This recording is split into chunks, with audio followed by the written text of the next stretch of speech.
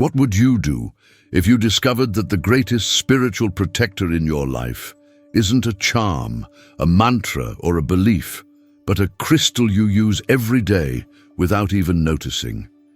Sounds like an exaggeration, right? But think again. Some of the most powerful forces in the world come disguised as simple things. Salt, that same white crystal you toss on food without thinking, might be one of them. It protects, it purifies, it breaks cycles, and more than that, it scares. It scares because it reveals, because it preserves what matters and dissolves what no longer serves. Many people think salt is just grandma's superstition, but if it were only that, why did such different cultures, in distant times and places, use it in exactly the same way? Maybe what's missing from your spiritual routine isn't a new method, but a return to the basics, to the essential, to something that's been quietly working for centuries. In this video, you'll understand why salt is feared in the invisible realms, and how it can still be used today as a powerful shield to protect your energy, your home, and your inner peace. Get ready, because after this, you'll never look at a grain of salt the same way again. There are things we use every day and never really stop to think about what they mean. Salt is one of them. It's on our table, in the ocean, in our sweat. But the truth is, it carries a powerful symbolism, something that preserves what matters. Since ancient times, salt was used not just for flavor, but to preserve food. It was the only way to keep food alive longer. And if we look closely, maybe it doesn't just preserve food, but also values, spaces, even emotional states. Imagine salt as a kind of basic energetic cleansing, without the mysticism, just like it prevents meat from rotting. Maybe it also helps prevent heavy atmospheres, stagnant thoughts, or relationships from being contaminated by what drains us. Some people sprinkle salt in the corners of their home and feel better. Others use it in the bath. No ritual, just to relax. It might seem symbolic, and it is. But those who've tried it know some simple practices have real effects. Maybe it's because what we believe with intention, we activate. And if salt is this agent of preservation, physical and emotional, maybe it's also a reminder of what we need to keep strong inside ourselves. Integrity, purpose, clarity. In a world where everything is disposable and fast, salt reminds us of what's stable, solid, essential. It doesn't shout, it doesn't shine, it doesn't draw attention, but it's always there, sustaining. And maybe that's exactly the kind of strength we need to reconnect with today. Even if you're not religious, you've probably heard about the Bible passages where salt is more than just seasoning. In one of the most striking stories, the prophet Elisha uses salt to purify a contaminated water source. This isn't just about miracles, it's about intention, practical faith, and action. Salt here is a symbolic tool for real transformation. And maybe that's the point. Simple objects, used consciously, can change entire environments, not because of the material itself, but because of the meaning we give to it. Another example, the salt covenant in Numbers. A pact resistant to time, unbreakable, something that crosses generations, and that says a lot, because today, in the middle of so much uncertainty, instability, and fragile relationships, salt can represent what is lasting. Faithful, essential. It's like a silent reminder. Choose what remains, what has a foundation. And even when the Bible speaks of Lot's wife turning into a pillar of salt, the message is clear. Looking back can paralyze you. In this context, salt becomes a symbol of the consequences of not moving forward. These ancient records may feel distant, but they carry deeply relevant reflections. How often do we poison our present with what we didn't let go of in the past? How many times do we forget to purify our routines from toxic thoughts or heavy environments? Sometimes, all it takes is a small, conscious act, a salt bath, a moment of silence, a different choice. To remember that change doesn't always come from big revolutions, but from simple gestures aligned with the right intention. Some days, the atmosphere feels heavy.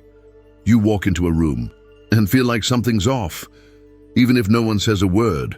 Ever been through that? These subtle, almost invisible sensations are what many people try to ignore, but they linger. They mess with your mood, your energy, even your sleep, and that's where salt comes in, not as magic, but as a simple resource that can help restore balance in the space around you. No ritual needed, no candles, just intention and action. People all over the world use salt for this, sometimes without even knowing they're touching an ancient practice, sprinkling a handful in the corners of the house, leaving a glass of water and salt in a tense room, or taking a coarse salt bath. When your body feels heavy, these are all ways to create a symbolic and energetic boundary between you and what's affecting you negatively. And honestly, it works better than a lot of beautiful speeches out there. Sometimes, the simplest things are the most effective. Let me tell you something personal. Once, after a series of tense meetings, the energy in my living room felt suffocating. I opened the windows, of course, but I also sprinkled salt in the corners, left it there for a few hours, and then cleaned it up. Could it have been psychological? Maybe, but the atmosphere shifted. And more than that, my own mood shifted too. Because deep down, you don't need to understand everything to feel when something improves. And that leads us to a bigger question. Are we really using all the simple tools already within our reach? We grew up thinking salt was just something from the kitchen. But the truth is, it holds a power that can build or destroy. It depends on how it's used. Just like a hammer can build a home or shatter a window, salt also carries this dual nature. There are records of salt being used negatively in manipulative or dark rituals. But let's bring this into our time. How many neutral tools become dangerous when placed in the wrong hands? Social media, for example, can connect or drain. It all comes down to intention, and that's why salt, even being simple, must be respected. If it purifies, it also exposes. If it protects, it also warns. And sometimes, what makes people uncomfortable about salt isn't the salt itself, but what it reveals. You know that feeling when you walk into a place and suddenly feel uneasy without knowing why. Maybe the issue isn't the space, but what that space is triggering inside of you. In that sense, salt works like a clean mirror. It reflects what's murky. And let's be honest, we don't always want to see it. So before using any tool to cleanse your energy, it's worth asking, where am I directing my intention? Because salt alone won't perform miracles, but when mixed with a desire to control, with anger or manipulation, it stops being medicine and becomes poison. And that's one of life's big lessons. What heals, when used unconsciously, can become the very thing that wounds. Maybe that's why salt is feared, not just in the invisible realms, but within ourselves.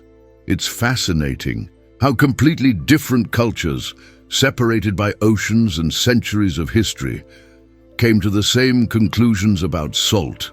In Japan, sumo wrestlers throw salt on the ground before a match, not out of cheap superstition, but tradition. They believe salt purifies the space and drives away any energy that could interfere with the combat. In the Middle East, salt is used in friendship pacts and alliances, a kind of trust seal, as if to say, we're bound by something that cannot be corrupted. In Africa, Tribes use it in healing rituals and rites of passage. In traditional weddings, couples share salt as a symbol of a solid, incorruptible union. Simple gestures, but filled with profound meaning. Salt connects, it protects, it seals commitments, and it clears out what needs to be released. We may not fully understand these rituals, but the fact that they've survived for centuries already says a lot. There's value there, and maybe, in the rush of our modern lives, what we really need is to rescue these small symbolic gestures that make all the difference. You know those moments when you feel like you need to reset the energy in your home or want to mark a new beginning, even if just symbolically. A handful of salt in your bathwater, a bowl of salt in the corner of the room, a conscious cleanse with focus, intention, and purpose. That's it. You don't have to be religious to do it. You don't need mysticism. All you need is to understand that your body feels, the space responds, and sometimes it's the invisible that weighs the most. Religion, at its core, is a language to translate the invisible. And it's amazing how different traditions across the world have used salt as a kind of bridge between the human and the sacred. In Christianity, for example, salt is blessed and mixed with water to create a purifying solution used in baptisms, blessings, and even exorcisms. But what activates that power isn't the salt itself, it's faith, the trust that the gesture has meaning, has value, has intention behind it. Without faith, salt is just sodium and chloride. With faith, it becomes a shield. In Hinduism, the practice is similar. Salt is spread around temples and homes to maintain harmony and ward off disturbances. In Judaism, dipping bread in salt before meals is a reminder of the covenant between man and God, a small act with a deep commitment behind it. These rituals are, in practice, ways of reminding the body and mind that something greater exists. They're anchors, and maybe we need them now more than ever, because the modern world keeps pulling us away from the essential. The lesson here isn't to copy a ritual, but to understand what it represents, to make the ordinary a space for attention. A salt bath can become a moment of reconnection. Placing salt in a heavy room can be a reminder that you are present and claiming ownership of your own energy. It's not about religion, it's about presence.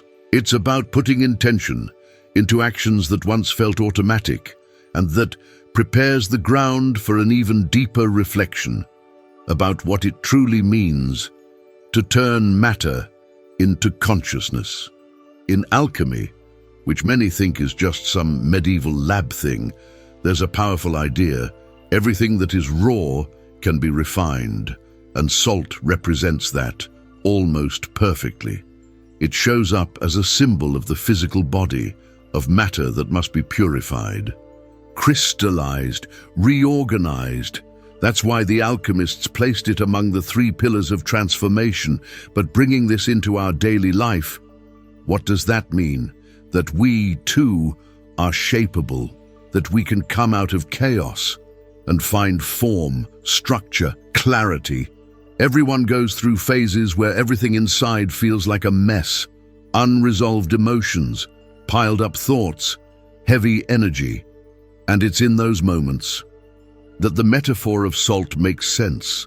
It purifies, it preserves what is good, and dissolves what needs to go.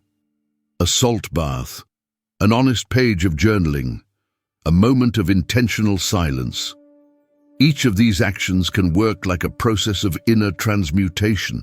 It's not magic, it's focus, it's decision, it's choosing to care for yourself on the inside, like someone who cleans a house, just to breathe better. Spiritual alchemy begins like that, with a simple gesture, but full of presence. To refine salt is to refine yourself, to remove the excess and bring light inward. And if you've never stopped to think about that, Maybe now's the time, because the truth is, no one truly evolves without first cleaning up their own inner chaos. And the more clarity you gain, the more prepared you become for whatever comes next. Now that you've seen all of this, now tell me, how many times have you gone through hard moments and never even considered that the answer might be in something as simple as a pinch of salt? How many times have you ignored that discomfort in the room, that weight in your body, or that subtle sense that something was wrong, but invisible? The truth is, salt was always there. But maybe what was missing was awareness. Awareness that the simple things, when done with intention, can be truly transformative. And what if today is the day you decide to use this knowledge instead of just collecting more information? You don't need to change everything all at once. Start small. A coarse salt bath at the end of the day, a bowl of salt in the corner of the room where you feel the heaviness, a decision made with intention, and then observe. Because when we act with purpose, the world around us responds. So tell me in the comments, have you ever used salt for protection or cleansing? What was your experience? Oh, and if this content helped you in any way, don't keep it to yourself. Share it.